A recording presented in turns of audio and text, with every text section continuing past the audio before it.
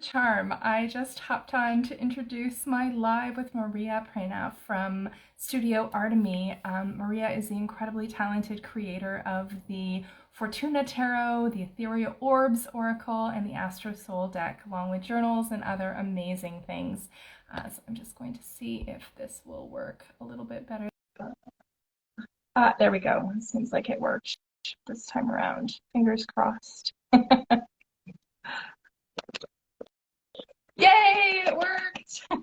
Technology.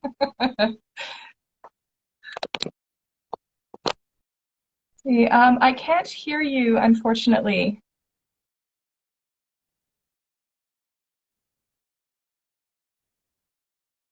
No.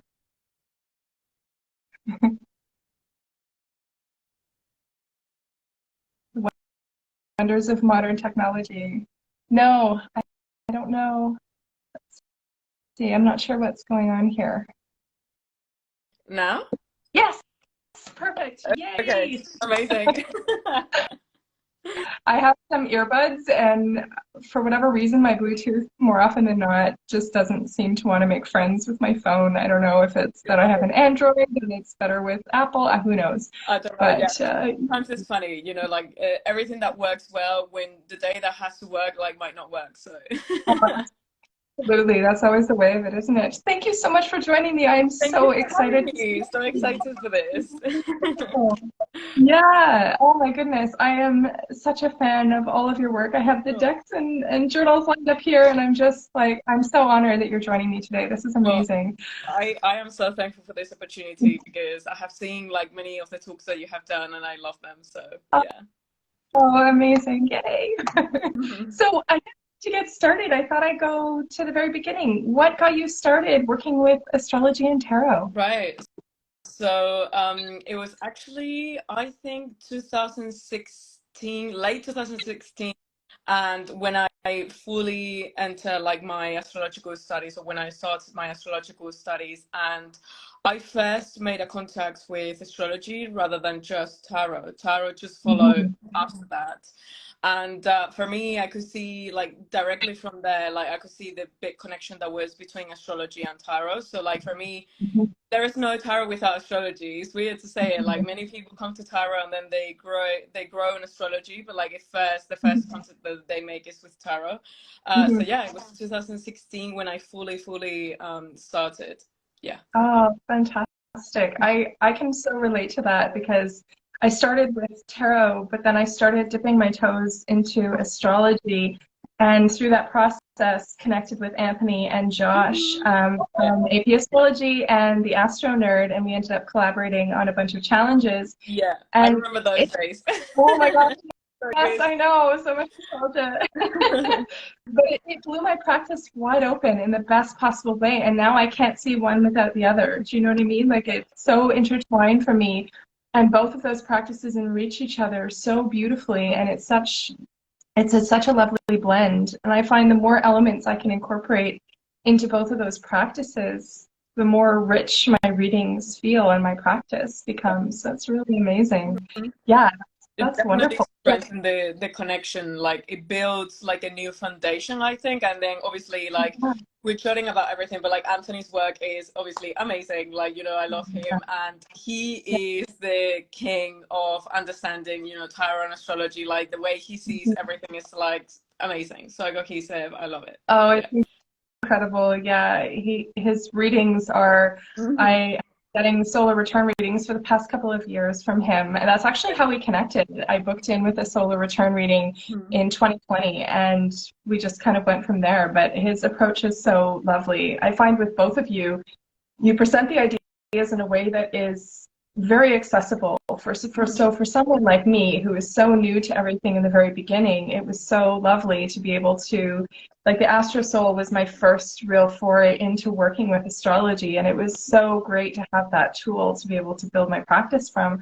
But it's so great now that I'm a little further along. I still feel like a relative newbie because I know there's so much to explore, but I love that everything that you put out is accessible for people who are just beginning or also further along in their journey. Like it's such a wonderful building block for that practice. It's Mhm. wonderful. I appreciate your work so much, and Anthony as well. Um, So I was wondering too, I know that you started out as, or you are a graphic designer. So when did you decide to take that skill set and put it into creating decks and journals and all of these wonderful things? Wow, it feels like it was ages ago, but it's been only 3 years that I've been running my small business, so it really is not that long. But Mhm. yes, I've been a graphic designer for what it's already like maybe 10 to 12 years, I believe. Like I started when I was 24, so like maybe 12 years. Yeah. So I was just being a normal graphic designer, and I was very, very interested in UX design, which is usability. So, and I Yeah. think that some people who are designers like Paula, you might know Paula because she works for Yes. Anthony as well. We both have like a big interest on that. And usability, at the end of the day, what it does is it helps people to make new connections, or it helps Mhm. strengthen different connections with objects Mhm. or systems that we already know. So it's creating new pathways. And I think that translates into my work on like what I do in Studio Atomy, or what I do in my decks or my journals. Yeah. But I was just like a normal graphic designer, and I was working in London in one agency, and one day I was very frustrated because I could not see myself improving in the position that I was. And I was at the time very, very passionate about astrology and tarot and the Mhm. esoteric. So I said, wow, I can see that there's not many astrological decks in the market, because I feel like literally shortly after I created AstroSoul, like more interest for astrology started to build up. And at the same time, like there wasn't many astrological decks. So like it is a market for people to create and develop new things. So I Yeah. created the AstroSoul deck when I was like very frustrated at work. And I remember my manager told me that I was not good enough as a designer. So I literally just took a leap of faith, literally, like that was like, and I was quite, I don't know how to explain it, but like really that hit me, and I thought that I would never be able to like do anything graphic design related. But Yeah. my passion for astrology was so strong that I was just like, right, I'm gonna take a leap of faith. I'm gonna, like create these products, and I'm gonna see. Like, I think people need to discover more about astrology, because it can be daunting at first. There's so much, Mhm. but if you Yeah. approach it in the right way, there is like Mhm. really not that, like, obviously you can always like focus on a very specific field in astrology, and then Yeah. it's a rabbit hole. Like the more that you get into it, it's just like more questions and more, where does it come from, and like how do I apply this. But the basics are the basics. So like I wanted Yeah. people to have access to the basics in the same way that they could have access to a tarot deck. So that's Yeah. why Absolutely. I created it. Yeah. Oh, I love that so much. And like going to the Astro Soul, because that was your first deck that you launched. It was November of 2019, right? The Kickstarter. Because I remember I backed it and I was so excited, and I just was eagerly waiting for it to arrive, because from everything that you had shared, I had this feeling that it would be such a great building block Mhm. to be able to put together, because you break it down, it covers all the major elements. I've made a bunch of notes here, so I'm going to reference, but it's like star signs, houses, planets, asteroids, aspects, nodes, eclipses, retrograde, vertex, and moon phases, which is so inclusive of so many different aspects of astrology. And if you want to just explore your star signs, then that's one thing. But then if you want to get into the houses, you can add that building block. So it's really great because it gives you this platform to build on. Do you know what I mean? Like all of these elements, I mean, of course you know what I mean. You came up with it, but like I love the care and attention that you put into each element of this, because it really is such a wonderful tool to be able to build all of that together. And there was 3 extra cards that came with the Kickstarter as well. I think it was the Void, of course, Kazemi, and Stellium. Mhm. And that's really interesting to me, because I'm at the stage now where I can look at a birth chart and unpack it for myself and look at different houses and planets. But some of the asteroids and some of the like whether it's, well, like stelliums or conjunctions or trines, like all of those elements I'm still working with and unpacking. So it's so great that even, a couple of years into this, I can still add something else to my practice. Yeah. But And like from like an astrological perspective, I would say that I know like it's like a very, like you can go like deeper into like what each of the things mean. Like for example, yeah. we often talk about like trines being a very positive aspect in astrology, but Mhm. like what don't people, and that you can find as one of the keywords for trines in Mhm. the astro deck. trines can also lead to laziness.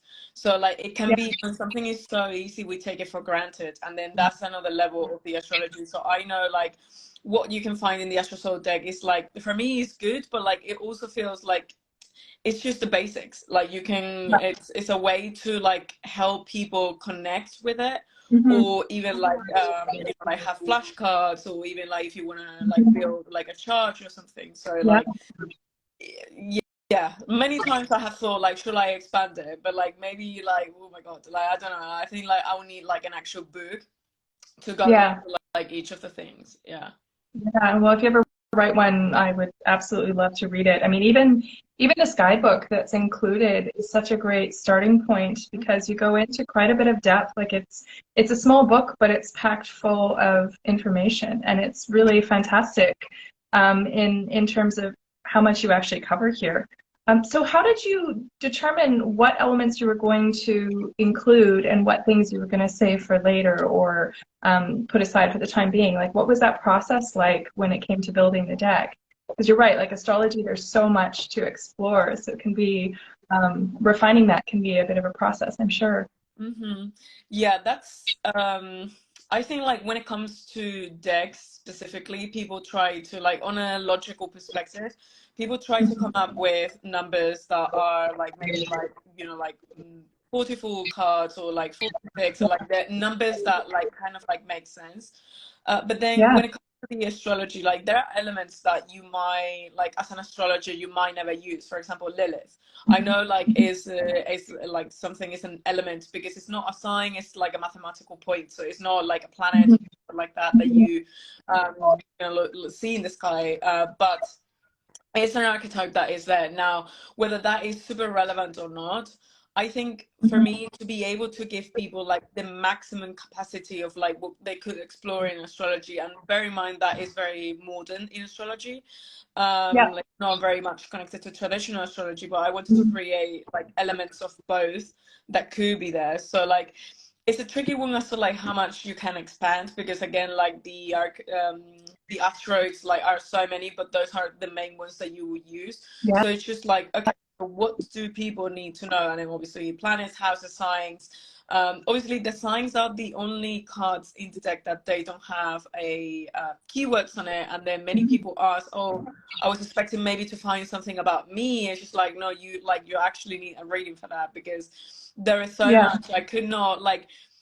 There is some people that are never going to feel like they are their sign, and that there is a reason for it. Maybe they have a helium in another specific house of the chart. So like it's building an astrological deck can be quite tricky actually, like compared to Yeah. tarot, I think. Oh, Yeah. absolutely, because there's so much, like you said, one of the things I love about it is that rabbit hole idea, right? Like there's always more to explore. Like both with tarot and astrology, I could study this till the day I die, and there's always something new to unpack, which I have my Sun and Mercury and Gemini, and I love that. It makes me so excited. But like it's fascinating to be able to look at, not like you said, sometimes people can feel really connected to, let's say, their sun sign. But for me, it was really interesting looking at my birth chart and being able to unpack what are my big three, because in some ways I relate more to my Scorpio moon or my Libra rising than I do to Gemini sun quite often. So it's really interesting when you start putting those building blocks together, right? Because for years I'd look at Gemini and be like, yeah, kind of, but not exactly. So it's fascinating when you can take all of these elements, and it's almost like building a puzzle, right? Like you bring things together and then the picture becomes clear as you add all of these different elements together. So that's really, really cool. Yeah. Um, I love too that you've included all of the moon cycles in this deck as well, because that's something that I've really been leaning into and working with, like a full moon, new moon especially. And it's fascinating to see how each one is a little bit different depending on what sign it falls in. So I really appreciate that you've included that, because that's been a really key part of my practice. And actually that leads into the next deck that you came out with, which was in July of 2020, right? The Ethereal Orbs deck. So this one focuses on the moon mansions, which is also inspired by 1001 Nights. And the moon mansions which are also the nakshatras in Vedic astrology. Uh-huh. So tell me more about this. I have this deck, and I have to admit I haven't explored it too much yet, just because I'm trying to figure out how to incorporate it into my practice. Like I know that you have the transitions between astrological seasons that happen here. Like we just went through one for obviously Capricorn to Aquarius. Yeah. And I know you had posted this card the other day. So what would be your recommendation in incorporating this with your day-to-day practice? So, like, the mansions of the moon is the Western application of the nakshatras, and the nakshatras are very much used in Vedic astrology, and is a huge point of compatibility as well, specifically between people. And for example, my moon is in a very negative nakshatra, but like it's like when you understand like the depth of that moon, because it's like my moon is in a Scorpio, so like we already know the moon is like, you know, it's not, it's like a detriment, so it's not like a good place for the moon to be, but then at the same time it's in a house that you know, like it emphasizes the need of protection, so it can make the moon very protective, and it's a very macho energy for the moon to be. So like essentially the ethereal orbs deck and the theory of the mansions of the moon teaches you that the moon visits a new palace or a new mansion every night. So like she stays in a new mansion, and then that mansion has a specific energy for like that, obviously that is connected to the sign. So like you might find, for example, that there is some mansions where you might have two mansions for you know, like Aquarius, or two mansions for Cancer, but then it transitions to Cancer and Leo, and that goes for the level of degrees that the moon is at. So you can actually this comes with a PDF, and then you can see that. But for me, it's more about like the everyday, like this is for me an everyday deck, because I might just feel like, okay, so what is my message for the day? And then I would just pull one card, and then that will be my focus of the day. And I think it's like, it's the more that you connect with the phases of the moon, the more that you sink into like the now, which is like what these was good for. The mansions of the moon, I would say, like it's a very like, because it's a very traditional theory, you know, like you might find like very like weird stuff, like for example, don't you know, like don't plant seeds on like these when the moon is in the sign, don't travel by water, or like for example, it's good for marriage or not good for marriage if like a child is born like at this specific you know, mansion of the moon. It's like maybe not positive. And then that is what I think where we need to like draw the, you know, like boundary between tradition and like where we are now. But it's more about like sinking into the now and understanding how the moon affects us when it's in different signs. Yeah, that's fascinating, because I know that the moon goes through all the different signs over the course of a month, in terms of, because Rachel from Wandering Moon had come up with a chart, and I kind of charted that for myself over the course of 1 month. Circle chart. And it was fascinating to see where the different placements were relative to where I was at any given point during the month. So it'd be actually fascinating, a really interesting exercise to reprint off that chart and then correspond it with each of the cards that you've set up for this deck, and see how that correlates, and then add the dream journal in and see what comes up for me during that time. Like, I love how all of these tools kind of work together to create a holistic picture of like, okay, where am I at right now? How can I ground myself in the present moment and more deeply connect with where I'm at? That's fascinating. Yeah, because I went through and read the PDF associated with this in depth, and it's absolutely fascinating to me, and I love learning new things and exploring new ideas. So it's amazing. So you have each of the different astrological signs here, and then you also move in after that. Fixed stars. Yeah. Oh, Fixed stars are like so many. I like same as the what's the name? The asteroids. Like there can be so many of them. So I only chose some of the most used in, like if you go to like the was the Picatrix, like that book that is sort of like the foundation of astrological magic or planetary magic, and then like magic in general as well. Because I think people often like they think magic is like a separate element, but I think there is much like there's a deeper connection with astrological magic that there is with like only magic, Yeah. because before alchemy, like astrology, everything was connected into one and Yeah. specifically connected to astrology. So yes, fixed stars are just like a point, like they obviously are like stars that are a very specific point in the chart, and they move, but like very, very slowly. It's only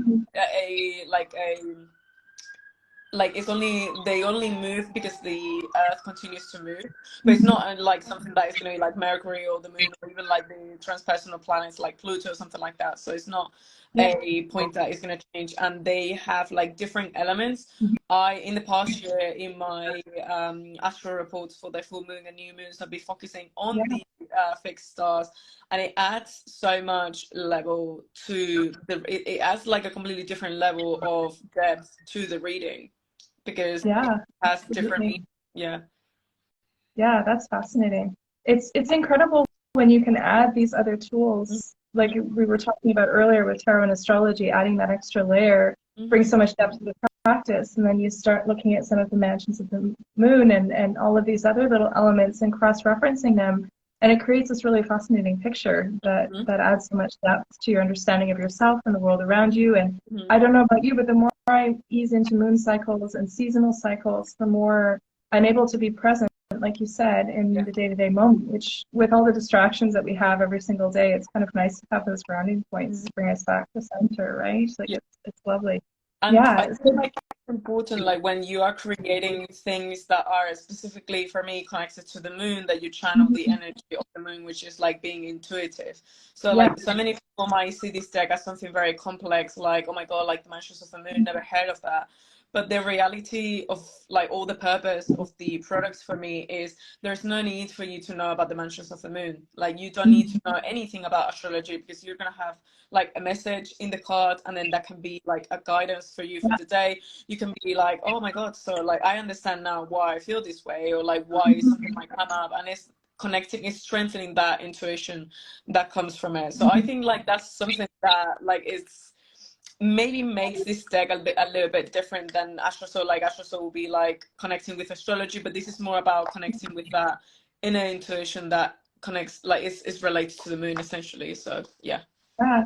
And I love that because I don't know, I tend to be in my head a lot and thinking things through and processing. And so anything that helps me get out of that space and connect with my intuition and let go of that need that I need to know all the things before I start, right? Like there's this kind of misnomer that you need to be an expert in all the things before you can venture out. Well, what about just trusting in the process of I'm just going to pull a card today and see what it has to tell me and trust what my gut says, rather than feeling like you need to reference something or cross-reference something or incorporate all the things, right? So yeah, that's wonderful. Any tool that helps us get back in connection with that is really special. Amazing. Well, what's your beverage of choice today? Oh, just coffee. Nice. Yeah. How do you take it? Huh? How do you take your coffee? Oh, it's coffee with oat milk. So yeah. Oh, fantastic. Yeah, I've got a latte with homemade almond milk. That's my combo of choice. So yeah, there's a lot of really good local roasters here in Nova Scotia, actually. We've been kind of doing the rounds and trying different types of coffee to see which ones are our favorites. It's crazy how coffee like can change so much, right? The flavor, the intensity, the depth, the aftertaste is like, yeah. Yeah, it's fascinating. I tried a new company based in Dartmouth, which is right across the harbor from where we used to live in Halifax, and it's basically the same city but split by a bridge. Okay. So there's like Dartmouth is the dark side, and a lot of the coffee roasteries are over there, actually, interestingly enough. But I tried this brand new company, and Dominic ended up absolutely loving it. I got him a bag for his stocking, so I think next time we're going to try a whole selection of things from them and then see what our favorites are and kind of explore it. It's fascinating. Yeah, looking at different flavors and combinations and stuff. So then the next deck that you came up with was the Fortuna Tarot, and that was in April of 2021, right? And that was a dual release with the Amethyst Aura and the Emerald Anima.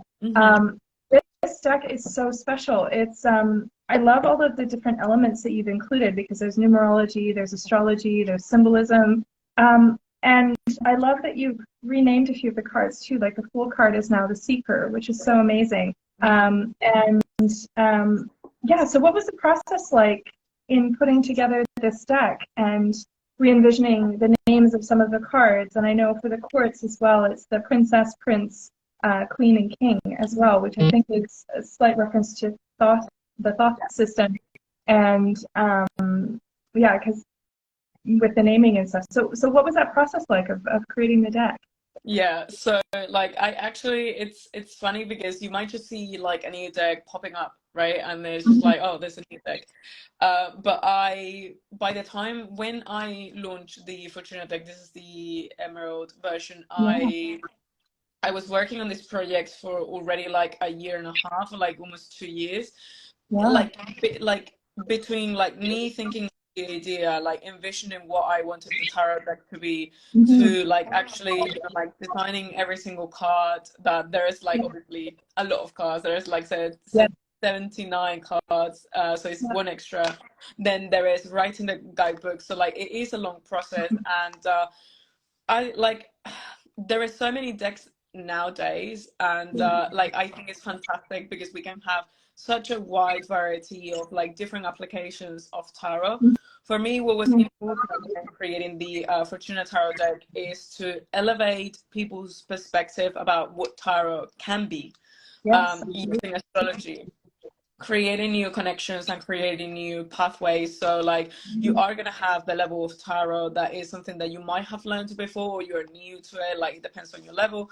But then you are going to have astrology that follows like every single card, and you're going to learn, maybe like for some people is what I said, like you know more astrology than what you think that you know, because if you know the tarot, then you already know so much about astrology.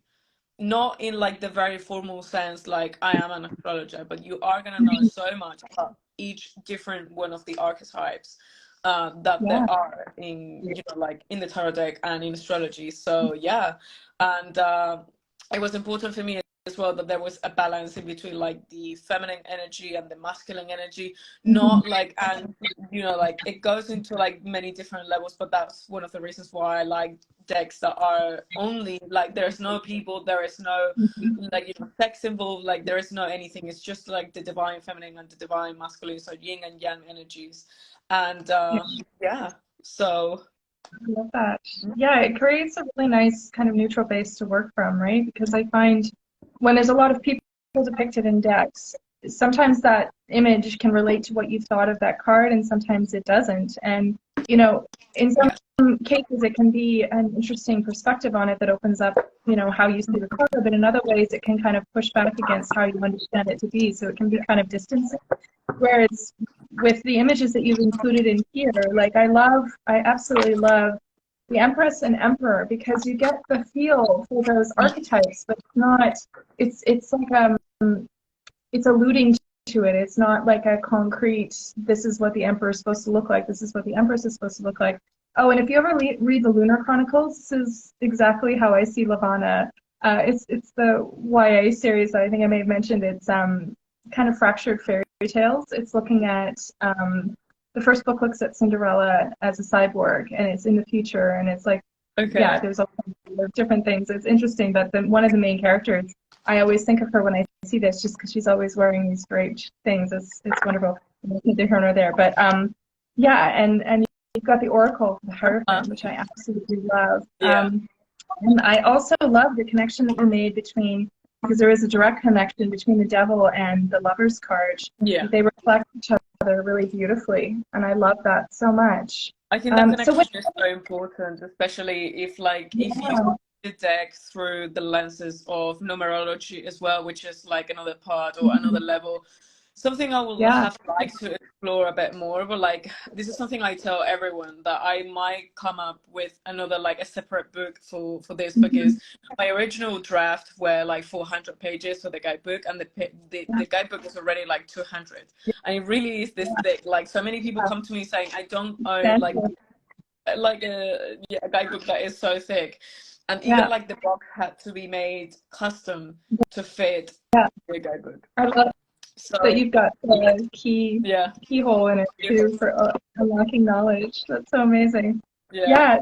So what was that process like then, writing the guidebook, and how did you decide what to include and what to put aside for later? Like, what was that process like? Yeah, it's like it's interesting because like so many I have seen quite a few reviews of like I see every review that I can find on YouTube or everywhere like Yeah. about my deck, and I love seeing the different opinions that people might have, or like the different things that they might discover about the Mhm. deck, because I think like people's opinion are important. Like we're like, if you're gonna give me like a very constructive criticism about something, I am gonna take it. Actually, Yeah. I like one of the changes that I did to the Astrosoul deck was because of a video that I watched on a girl saying, I wish the planet cards will have some keywords to like Oh, make it easy for people to understand. So I changed that. So I think like I am someone that likes to understand like how people's brains work, because at the end of the yeah. day, that's like a huge part of designing something. It's going to be Mhm. used for like people, not only like me. Yeah. So I know most books in tarot have like a wide description of the majors and then like a smaller description of the minors. But for me, I think like tarot shines in the decans, which is like Yeah. the minor arcana. So like it's what like Yeah. the connection in between astrology and the minors, and that is Mhm. what it's called like the theory of the decans. So that's why Yeah. I included like a wider description of those in my deck, because I Yeah. can see like, and that like maybe this is me like my Virgo is in no, my Mercury is in Virgo, sorry, and Yeah. I find that magic is actually shines in the mundane. So like you need to like connect all of the pieces to actually understand the big picture, and that is what to me the details of the minors will shine through, because like you're gonna know so much about the majors. It's like the big thing that you learn when you Yeah. are starting with tarot, but then the minors is with people where people mostly struggle to make a connection. So that's Absolutely. why, yeah, that's I why I love, wanted to do that. sorry, I didn't mean to interrupt you. I just love that you've included Oh, the reference chart yeah. too for the Yeah. decans, the 36 decans. It's been really helpful for me to start incorporating more of that, because I'm so familiar with the astrological correspondences for the major arcana because it's pretty direct. But Thomas from the Hermit's Mirror is doing a challenge right now on the courts, Mm-hmm. and he incorporates some of the decans for different suits and things. I've been working a lot with the swords with my Gemini Association, and it's been fascinating to look at those connections Mm-hmm. and dig a bit deeper into those correlations. Right? It's fascinating. Yeah. Yeah. And I love that, yeah, in this book, you've included just as much, if not more, information for the minor arcana. Mm-hmm. And it's fantastic to be able to explore it in more depth. Yeah, and I know some people don't read the reversals, and that's absolutely fine. But I think Mhm. everyone that gets into tarot, they're always, even if you don't read reversals, you're always gonna have to have some sort of understanding on when an Mhm. energy, like, and that can be only if you don't read reversals. Maybe there is some cards that are next to that cards that are not so positive, and Yeah, then you might interpret that card as being reversed. So like there are so many yeah, ways read it, but like I think it was important for me to include the reversals as well. So then people can yeah, have like a absolutely. wider, and not all reversals have to be something negative. Like they might Yeah, mean that like or like an inwards energy to tune inwards or yeah, something like that. And then, but it's so personal as well, like what you are going to include, because yeah, for yeah, me it was a absolutely. stand in the astrology. Yeah, Hmm. I love that so much. And like you said, I mean, I don't really see any card as inherently negative or positive. It's so much of it comes into the context of when you're reading and how you're reading it and what the other cards around it might look like. Or even if you're doing a single card pull, like I tend to keep my cards upright just Hmm. because there's this rigid, orderly part of my brain that likes to have things kind of set in a certain way. But I absolutely read the reverse meaning. Like if I pull something and the upright meaning doesn't make sense, then I'll look at, okay, what's the reverse meaning and how is this coming into play in my life? How can that support me right now, right? So I love that you've incorporated that, because I feel like there are lots of guidebooks that don't include reversals, and that's a totally valid choice. But I love when it is included because it allows me to look at the card in a different way, right? So I love that you've included that. And there's also keywords that you've incorporated here. and the astrological influence, which is fabulous element, and the Lord of material happiness. I like that you've included that as well, because that adds another aspect to that, and it's something that I hadn't explored before. So that's really fascinating. Yeah, from the top tarot, so like Okay, that yeah. derived from that. But yes. Oh, very cool. Yeah, that's a reading system. I'm most familiar with RWS, and I'm Mm-hmm. dipping my toes into Tarot de Marseille at the moment, and then Thoth is the next kind of frontier that I want to explore for myself. So it's, yeah, like with astrology, even within tarot, there's different reading systems to draw from, and it's fascinating to be able to look at and cross-compare and cross-reference them. Mm-hmm. So the Magnum Opus card is, our Magnum Opus, is the extra card that you added, the 79th card. So what inspired this card, and what was the creative process like for that? Right. So like actually I think when you design something you might have different drafts of like, okay, so like I think this is gonna be like, actually that was part of the design of that was gonna be the moon, because it was like some sort Okay. of like that reflection or something. But then I said no. Mm-hmm. The moon has to be like different, and then I created a different moon. So the magnum Mm-hmm. opus is that connection with the alchemical term of the great work. And so, Mm-hmm. like, it's a card that talks about manifestation. Yeah, you can see there's some similarities, you There's know. a cross reference for sure. Yeah, yeah, for sure. I love that they both include the eye. Hmm. That's yeah.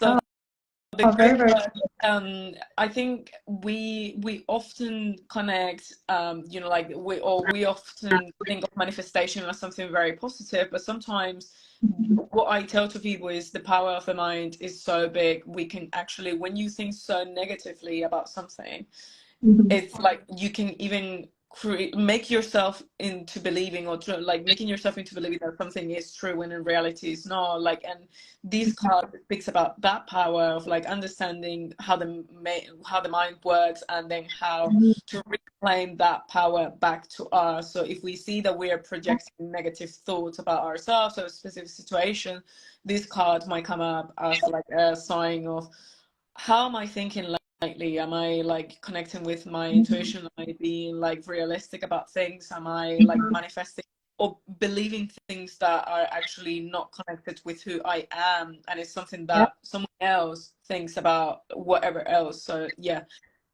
yeah. Messages around what you're capable of, like you were saying about, graphic design and having someone give you some negative feedback about that. I mean, that opened up this entire incredible expanse of products that you've come up with that are absolutely incredible. I had a similar experience in theater school. I went to theater school in New York and was told that I would never succeed because I hadn't been dancing since I was 5, and the person didn't think much of my voice. And I think, there comes that point where you're like, okay, do I allow this to crumble me and destroy my dreams, or do I say I'm going to do it anyway, right? And I love that you took that initiative to be like, you know what, I'm going to go for it and I'm going to do it. I'm so glad that you did. And it's so interesting how one person's opinion, like I always have to remind myself of that, like it's just one person and it's just their perspective and it doesn't say anything about your worth as an individual. But it's so easy to take that on, you know what I mean? And it's I love that this card is like a liberation from that, right? Like looking at how you can shift out of that mindset. Yeah, that's really powerful. The edges of these decks are incredible, by the way. They're hand painted, right? As Yeah, opposed to being etched. yeah. Yeah, I So love that. There's much more durability. so many people say like why, like how they wish they were gilded edges, and trust me, I love gilded edges, but the problem with gilded edges is like they wear off so easily. They And really, then yeah, and also like apparently what my printers told me is because I have an anti-scratch material, so you can literally do this and they're not mhm. gonna show any scratches or Yeah, anything. Because of that, I like it doesn't work. Like the material that I use for my cards doesn't work with the gilded edges. But yeah, yeah. it's like they're hand painted, and I think like I really like, I'm thinking like maybe it's a time for a makeover of this deck. You evolve over time, and I might think on like changing a little bit of the details of these decks at some point. Nothing big, nothing major, but like we Mhm. evolve and we change, and I think that we can always improve what we have done. Yeah, And I yeah, love the these are, coral. I love, they bring me so much joy. Beautiful. I don't know. Oh, and it's such a lovely compliment. It's like you've got this beautiful watercolor design and then this pop of beautiful coral color. And I know I was referencing the Kickstarter and everything as I was grabbing notes for today's chat. And I love that you had referenced this as a fun, fearless, creative, and whimsical deck, Mhm. because the depth of color that you have with the emerald and amethyst decks, like there's this sense of gravitas and like beautiful richness to them. But then with this one, it still has all of that depth and richness to it, but there's a light kind of playfulness and levity with it, which I absolutely love. And I Yeah. mean, they're absolutely stunning together as well. Like it's just, yeah, it's gorgeous. But yeah, so what was that process like of taking a deck that you'd already created and then re-envisioning it somewhat? Like I know there was some minor adjustments to, I think it was 3 cards. I think it was Yeah, the the Nine of Cups. Keys, 9 of Cups, and 10 of Cups. Cups. Um, yeah. So what was that process like of kind of re-envisioning this deck a little bit for the new edition? Right. So this is an edition that I actually had designed for a while in terms of like, oh, I would love to do like a limited edition print of these cards in this like version. And I already have one edition that I have on my mind in black, because I know so many people have said, oh, I would love to have a black one. And then I Yeah. have like a collected that is again holographic, but is sort of like hot pink slash like purple holographic, so like they'll look so good. Yeah. Yes. Oh, that would be Mhm. absolutely incredible. Both the black and the hot pink. Oh, I love it. Yeah, but when it comes to this, I just like, I wanted to have fun. I wanted it to be like more like airy and like just different. Like it's just when you have like both decks next to you, it's just like these feels like the fun sister of like all of the Fortunas. It's just like, yeah, carefree, like Yeah. me, I'm just gonna, yeah, do my own thing. And then Yeah. some people say like whether it's pink is actually beige, so it's like a very light beige Yeah. color. Yeah. It's got a very creamy kind of finish to it. It's really, really lovely. Very luxe. Like all of these decks, like the amount of care that you put into every single element, the hand painted edges, the anti-scratch finish, the holographic finishes, whether, and then with the rose gold with this one, like it's just there's so much care and attention that goes into it. Like you can feel the substance.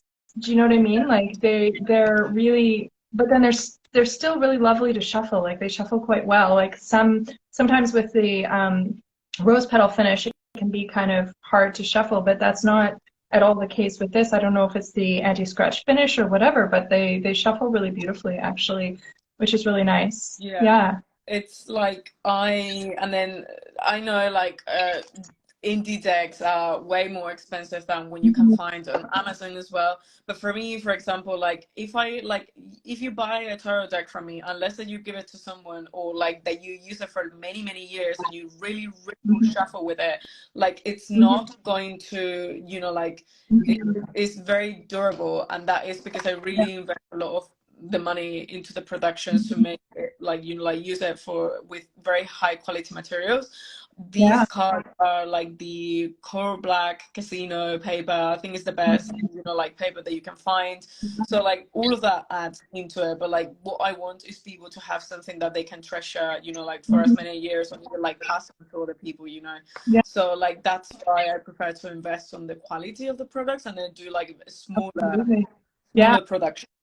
Yeah. Oh, that makes so much sense. And you can tell when you work with them, like just the weight and the texture and the finish, like it's all really, really lovely. Um, yeah, no, amazing. And I love that you've included, like there's the number and the name, and then you've got the astrological reference at the top too, which is so lovely. And I wanted to, oh, and then the elements as well for the minor arcana. You've got all of those at the top too, which is so lovely. I was going to ask you too, I know with the Fortuna, each of the suits is a slight variation on the theme. Like you've got the candles for the wands, which makes sense as it's a fire element, and then elixirs instead of in place of cups. Yeah. for that water element. And then I'm fascinated by the keys Yeah. for the sword, like that idea of unlocking new ideas and new themes, and then the talismans for the pentacles. So what was that process like of figuring out how you wanted to depict and name each of the minor arcana suits? Right. So it was like I wish like I had that book next to me because I was not even like thinking about it. But like I remember when I already had, and this is one of these crazy manifestation things or signs that you receive when something is so clear in your mind. But I was envisioning what I wanted the cards to be like the theme for like that minor arcana cards. And Yeah. I already when I thought, okay, so I'm gonna do keys because I love keys, and for me, Mhm. sword also represents that like internal battle that you go through in between, like like thinking or processing different aspects of your life, and how you can unlock different elements of your brain to achieve different experiences in your life. So Yeah. the day that I chose, okay, these are gonna be keys, Mhm. literally I found a book. I was like just walking in a bookstore like that day, and Mhm. it was a book that it was called The Binding, or The Binding, I think The Binding, and the cover of that book is like a key, Oh, like oh my it looks like one of these keys, and I was just God. like, and it was purple as well, like the cover is purple, so you will see, like I was just like, this is like everything that I already had written. I already knew like what colors I was going to use. I knew that I wanted to use these, so there is always something. And then when it comes to, for example, candles, I everything revolves around the theme of alchemy. And so like I thought, okay, so like candles, it was something that was used there as well. There is that quote that I love from, I think it's like, I have it here, the quote for like the candles, that you have an explanation of like what, like why every suit of the deck is like what it is. Yeah. But it is a quote from Buddha that says, "A thousand candles can be lit from the same candle, and the life of the candle will not be shortened." So Yes. I that's love how I see one, because with the ones you are constantly, it represents that creativity, that inner spark, that like it's our, like it's the spirit. It's how I see those ones, and then it's how you can take your candle and lit someone else's candle, so like you can extend that fire. But then there's Yeah. the rage as well that you can see within the ones, right, when it's not Mhm. controlled. So, Yeah. and also like there is that like my mom loves candles as well, Yeah. and she's a Leo, so like that was another sort of inspiration. And I thought, oh, it would be so nice to do one of these chandeliers, like old chandeliers that she loves, Yeah. as being the queen and the king. So like there's so much inspiration that I get from different sources. Yeah. I love Yeah. these. Hmm. So beautiful. Yeah. And that's such a lovely way, because I always see it, the kings as mentors and the queens as like nurturers and guides. And I love that they incorporate so many candles in the candelabra, because it's like bringing all of those elements together, Yeah. bringing people together, fostering community, which is such a lovely aspect of those particular court cards. And there's that sense of lighting the way and inspiration for others, and like spreading that light throughout the community, throughout the group. And that is such a beautiful way of depicting that.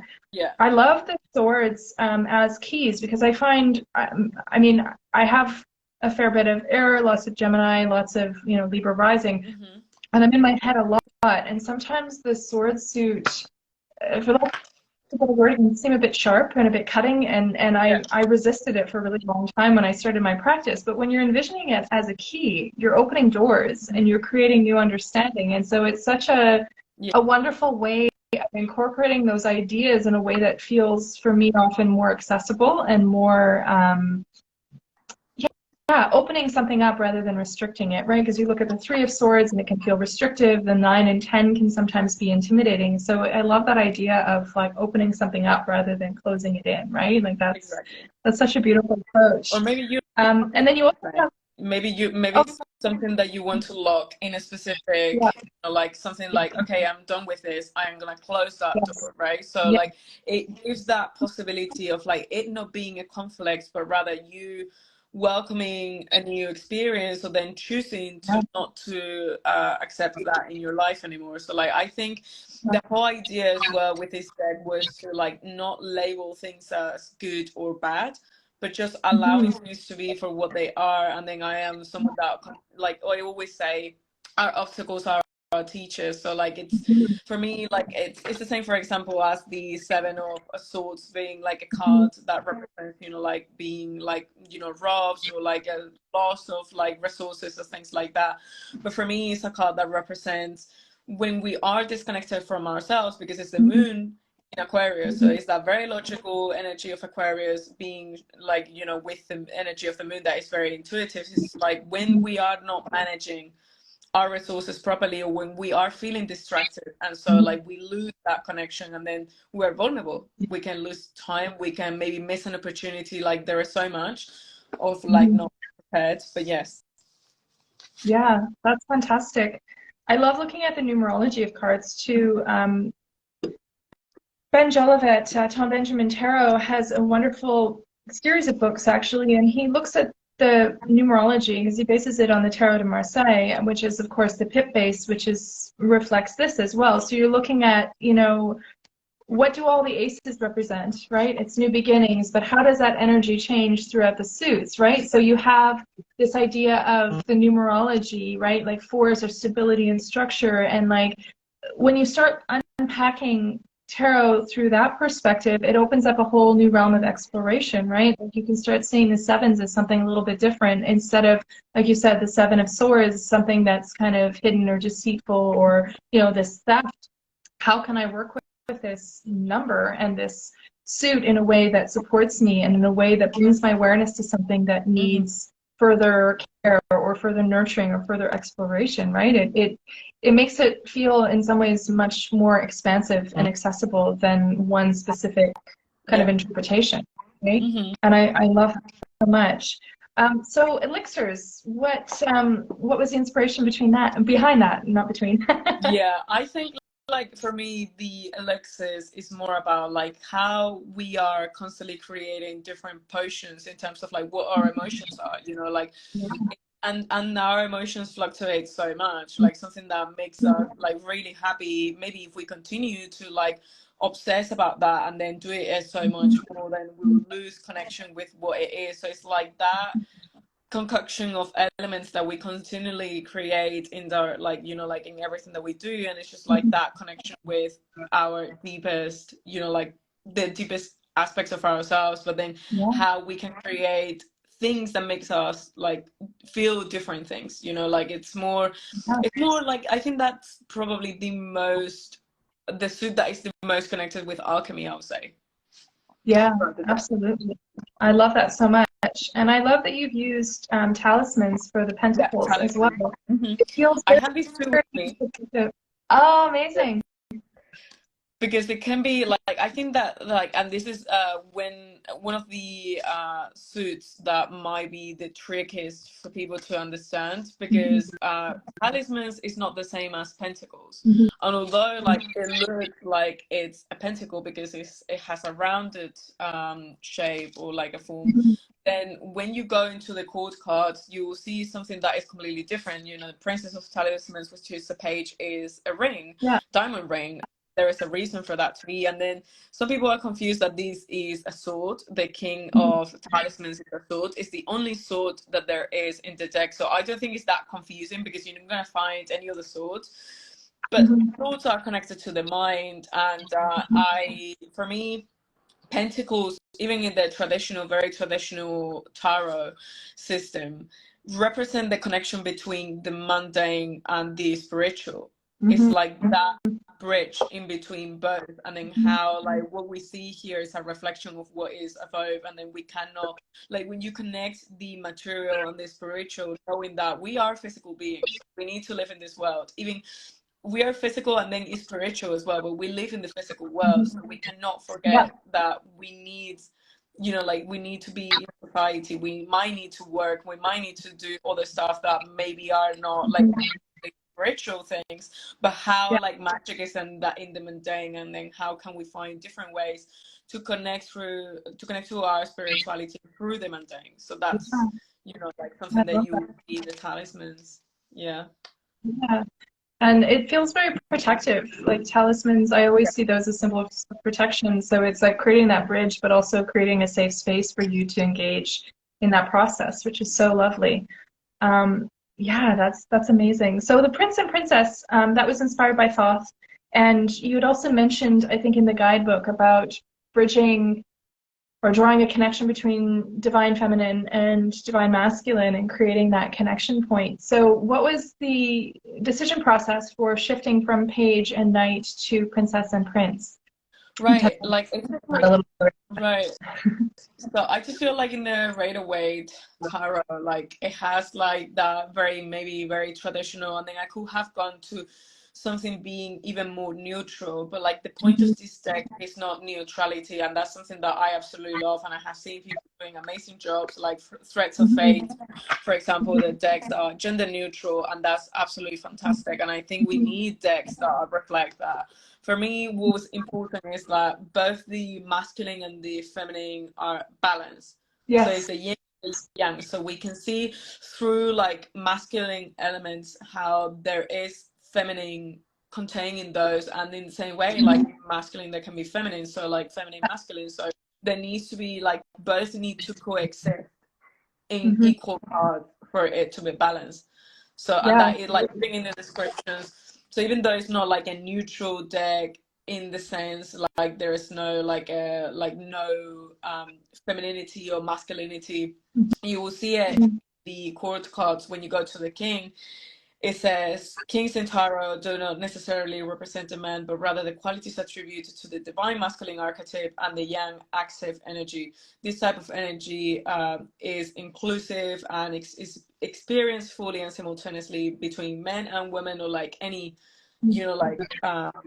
yeah, so like any identity. And I think like we all carry those, and those shifts as well. Like you might go through phases where you are more connected to the divine masculine, but then sometimes you are more connected to divine feminine.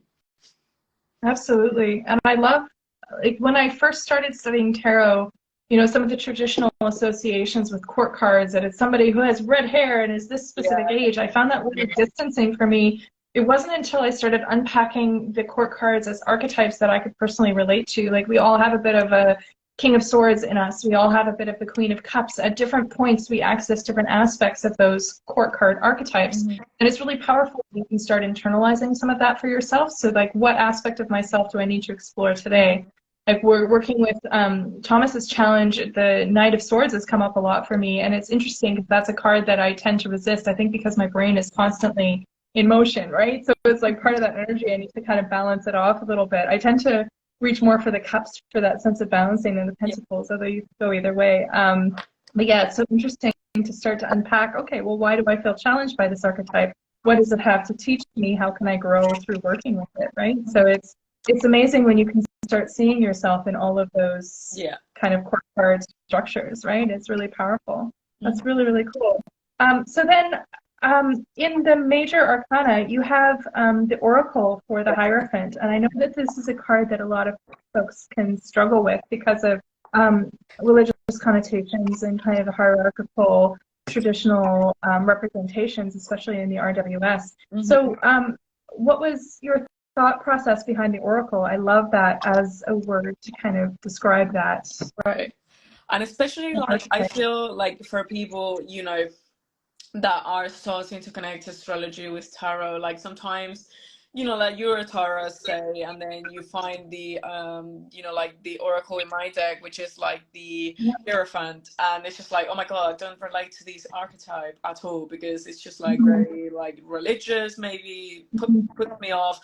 Like most people don't really understand like why there is that connection. And so like it was important for me to like help people see through the archetypes and then see the possibilities that there is, because for me, like the oracle is simply that, is that wisdom and that spirituality and that knowledge that you have gathered, and then also like the grounding is card that you're gonna ask for advice.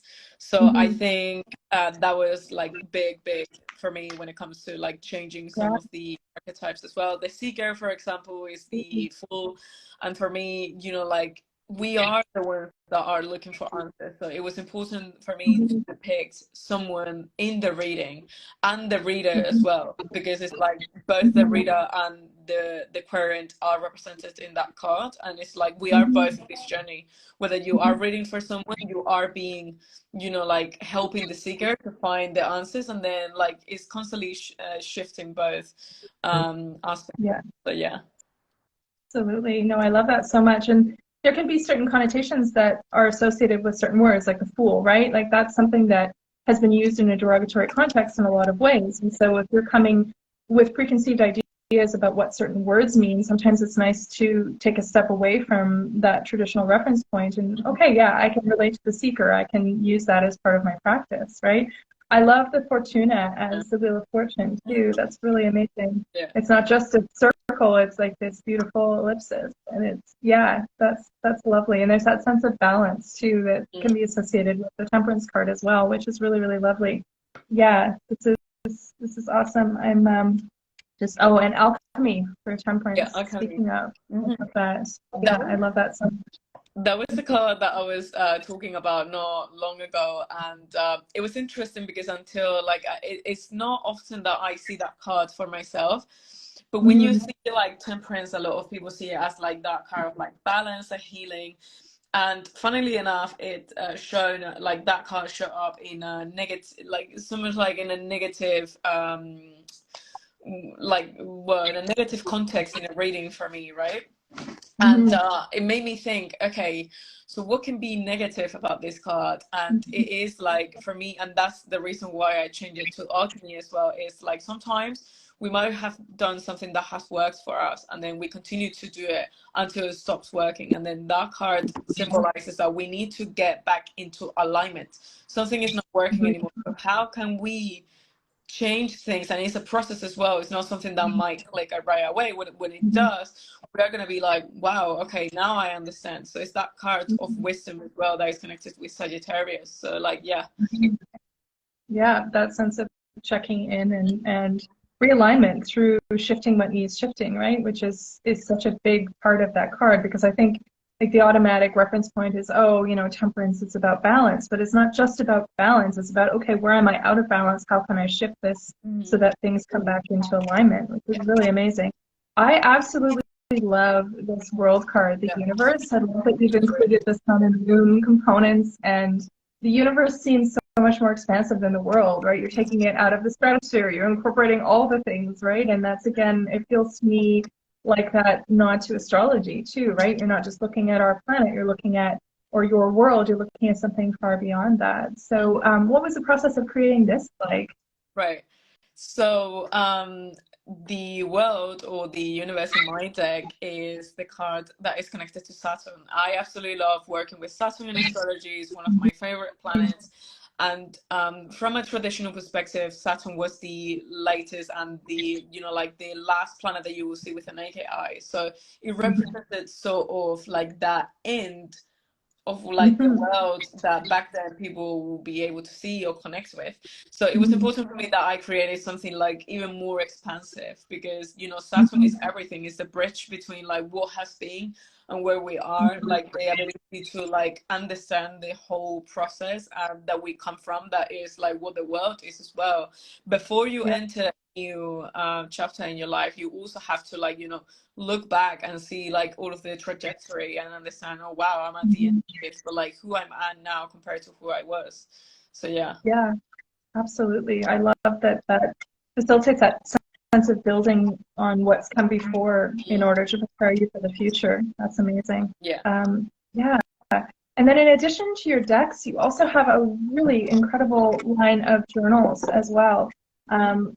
The Oneria Dream Journal, that was part of the Opal Omen Kickstarter, right? That was one of the stretch goals, I guess. So what was the process like creating this? It's such a beautiful element. I love that you've included for each, I end up I have the most messed up dreams. Like Mhm. Dominic, my partner, often says that I could make a mint selling scripts to Hollywood for horror movies based on the content of my dreams. Like they're just so messed up a lot of the time, and it's so lovely to have this tool to be able to unpack some of that and to look at. Like I love that you've got the moon Yeah. cycles up here, and then putting the day of the week, the date, the time, but the moon sign, the Mercury sign, astro notes, like and the symbols, scenery, colors, like keywords, like all of these different elements.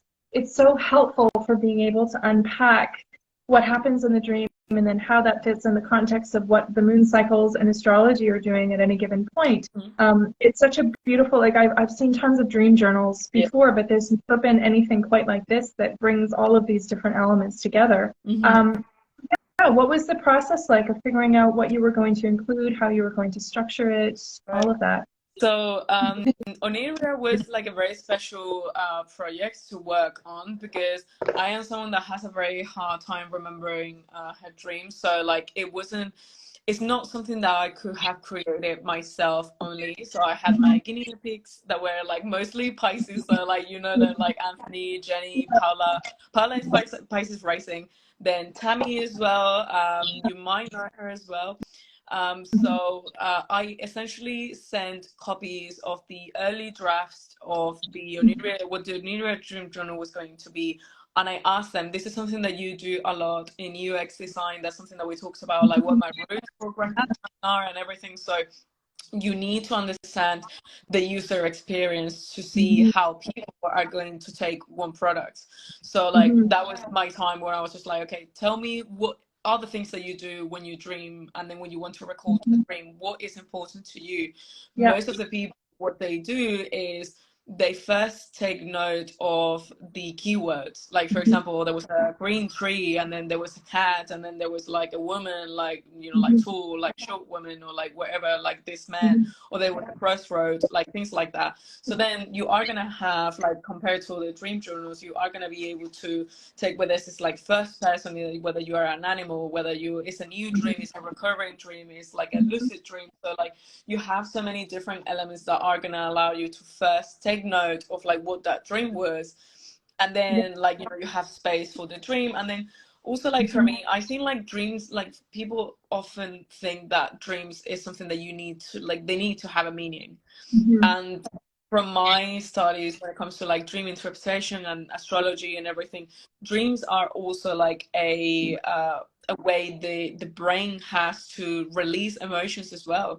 So something, for example, someone, imagine that you had a confrontation with someone, maybe someone that you love, and then you have a dream that is like a very intense dream, and there might be cues from that dream that comes a way for the brain to say, I need to release this. Yeah. Maybe I'm not still like at peace with myself, so I'm gonna use the dream realm to like channel all of this. So like that's why you're not gonna find like a dream interpretation for you to Yeah. write. It's not like a dream analysis. It's a space for you to like Yeah. write wherever you feel like that you need to write about that dream. And then the moon, as you know, like that you are not now like very into like tracking the moon and everything. The moon and Mercury, they move pretty quickly, unless that Mercury is retrograding, and then that slows down. But then that is also something that to look out for when it comes to like astrology and dreams. And you don't need to know anything about astrology.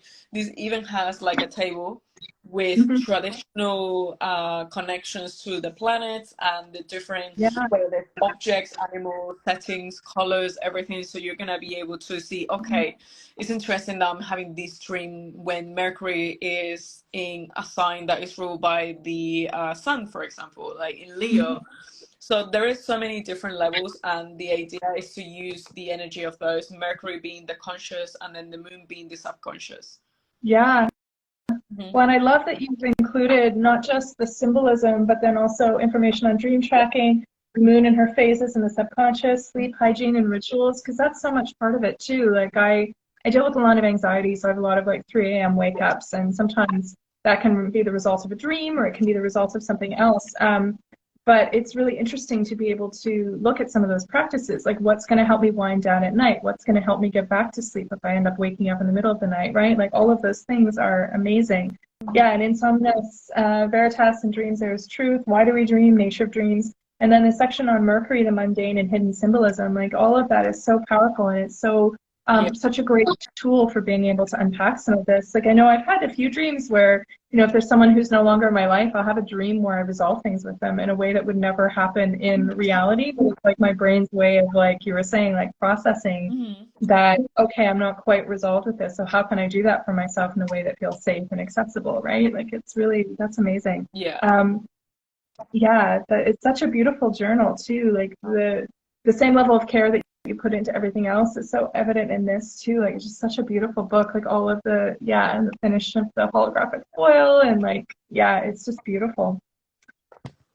Such a pleasure to write in something. My favorite part of the school year was getting a new journal that was like pristine and ready to go, and like, yeah. This is like that, but like 2.0. And then you also have the Clavis Aria, which is your grimoire, and I think this comes in black and also purple. This is such a great book for, I did an herbal apprenticeship a few years ago, and I have all of these recipes for different tea blends and different salves and different things, and it's all been floating around in my notes, and it's so nice to be able to put it together in this book and collection so I can reference it easily, right? It's so lovely.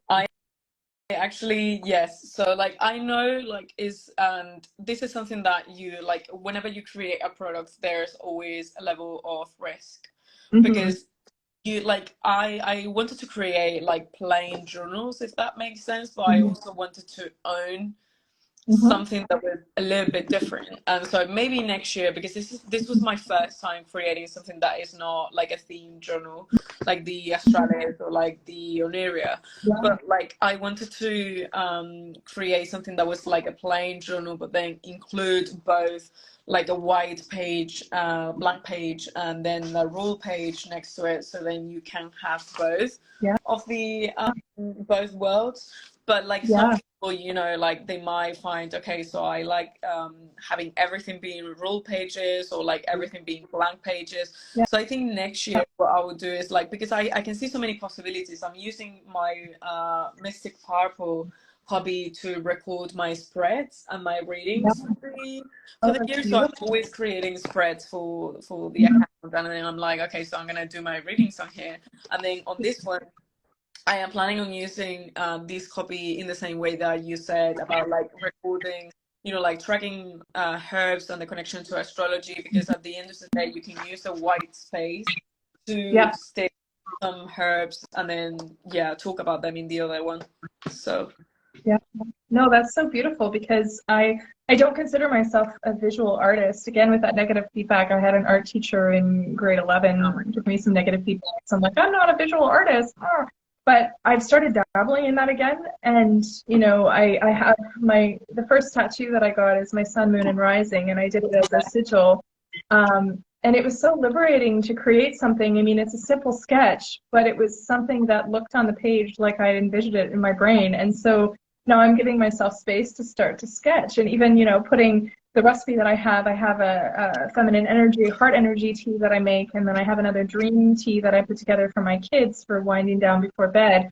So being able to put that on one side and then do some sketch of some lavender and some other things, like I feel like that is such a great way to reconnect to these parts of ourselves that, you know, maybe we hadn't given permission to explore as of yet, you know, or like, what symbols does this particular recipe bring up for me? Like, what kinds of things can I associate with it? It's such a beautiful way to kind of freeform on one side and then have the structure of the recipe on the other.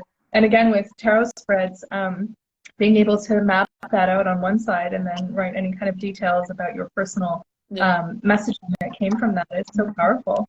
And then you also have the Astralis Compendium Journal, which is a guided journal that transforms the mundane into the everyday, which I love that idea, because we've talked about that a lot in our chat. And like, I think the more that we can incorporate something extraordinary into our day-to-day rituals, the more magical life becomes, right? It's like, how can I weave these elements of magic that I find in tarot and astrology into my day-to-day practices? Like, I usually practice tarot, well, I do my tarot pulls in the morning, but I also have a yoga practice, and being able to incorporate little rituals with that, like lighting a candle before I pull cards, or lighting some incense before I do my yoga, like those little things are so important. And this feels like a really beautiful tool to incorporate that. Yeah, so like you have your tarot, so essentially everything is revolving around the theme of astrology, because like no, it's like everything I do essentially is like finding different ways of like connecting astrology with different systems. But the journal is split in half, so you will have a planetary magic section where you are going to go through like the transits of the day, and then you also have like the connection of like astrology and the planets here, like what, you know, like the days of the week, and then the planets and everything, you have everything there. Then here is like a tarot and oracle pull, so you have questions, different questions that face for the cards for the day. And then half of the journal is like a gratitude section. It has like a dream board, and then it has the shadow work, and this is connected to the transpersonal planets. So like this is called Neptune, Uranus, and Pluto. The shadow work bit is like, I love that one, because you're gonna like check the boxes, and then you are gonna talk about the emotions. Like emotions come and go. Like you might feel anxious and there might be no reason for it, and then all of a sudden you feel good again. So like it's just space for ourselves to like take our emotions, you know, like calm them down, and then realize that we are not those emotions. Yeah, absolutely.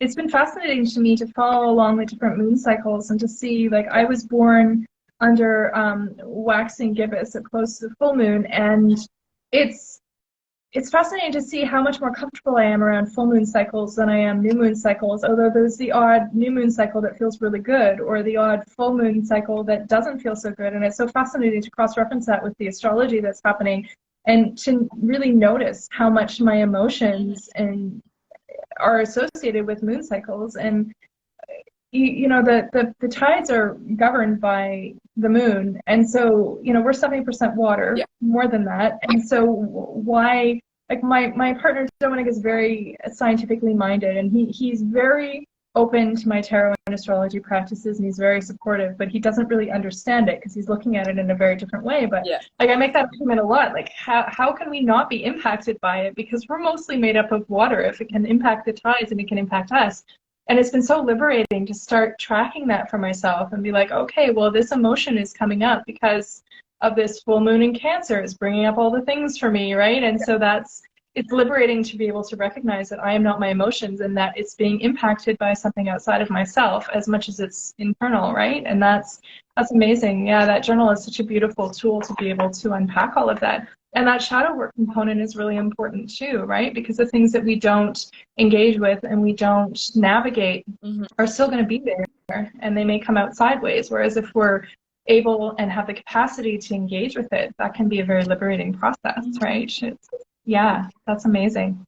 And you also have some really amazing tools on your website as well. Like, I know you have a wooden card stand and death keychain and some really beautiful tarot cloths too. I think the first one came out with the Astro Soul, and it's a spread cloth that incorporates the colors of the deck and reflects the energy of the cosmic sky. And then there's another one, the Alchemy altar cloth, that came out with the Fortuna deck, and incorporates like a beautiful dusty rose color, and both of those are in vegan silk, right? They've got a really soft finish. Yeah. That's lovely. I love, and you also have some digital items as well, like some spread book and I would like to do more digital documents this year. I think more spreads, and there's another one that is journaling prompts as well. So like, if you feel like you want to write, and it's like, I think it's like 100 journaling prompts. So like, you have everything, whether it's like inner child, creativity, you know, like everyday stuff. Like, I think like money as well is there. So like, you know, like my relationship, like your relationship with money, or like what are my goals. Like, there's so much like applications of everything. Yeah, that's incredible. It's such a great resource to be able to have that. And then when you have a journal that is kind of an open book, you can have that structure of the journal prompts to help you unpack and explore different things. I think that's partly why I love tarot spreads so much, is it opens me up to looking at things in a slightly new way. And I love the spreads that you share for all of the different new and full moons and different transits and things. They're really helpful resource to be able to unpack all of those things. Yeah. That's really fantastic. So, and feel free not to talk about it now if you're not ready, but I know that you had mentioned that the Fortuna is a stepping stone to another project. And I'm very curious. Like I said, if you don't want to get into it now, that's totally fine. But you do feel like talking about Yeah. it. Yes. So like when like people that have known me like for a very long time know that I have always been so passionate about past lives, and I've been wanting to create a tool for people to connect with the teachings of past lives, because I understand that past lives on itself is a topic that can be something that people, it might put some people off, like I don't believe in past lives, this is the only life, and that is absolutely fine. But for me, I think the death of the ego that we experience sometimes, you know, like in this physical reality we are in, it's in a way a rebirth that we experience, right? So like I wanted to have a tool that will connect people with the teachings of like what past lives or like that Yeah. death and rebirth Yeah. essence. And so there's going to be a deck that I am working on that I'm super excited, because I combine major arcana Yeah. with Lenormand and the traditional gypsy cartomancy and astrology as well. I'm going to put out there, and you are going to have like all of the elements, and it's going to be very unique in a sense that I know people who read Lenormand, for example, are very, very traditional. It's a very straightforward system. It's not the same as tarot Yeah. in terms of creativity. Like Lenormand feels very restrictive, and there is going to be again that bridge in between, you know, that tradition and evolution, because it's not going to be like a normal Lenormand deck. It's going to have all of the elements, but then there is going to be like that depth and connection to past lives, and then there is going to be an interactive book about past lives that has nothing to do with it, but revolves around the same thing. And with interactive, I mean that there are going to be, for example, sections in the book where you read and it's just like, okay, so you are going to have maybe some questions, some pathways, and it's just like, okay, go to page 62 and maybe you are in page 20 because you chose to go to that road instead of going to like page, you know, like the next page, so 25 or 26. So like there is going to be more that connects to past lives. But yeah, I'm excited for this deck, but like it's gonna be a lot of work, I think. That's so exciting, though. I love that you're incorporating all of these different things. I'm relatively new to the Lenormand. I'm doing a course right now with Ben Jolivet again, just like I think he entitled it "Fuck It, Let's Read Lenormand," which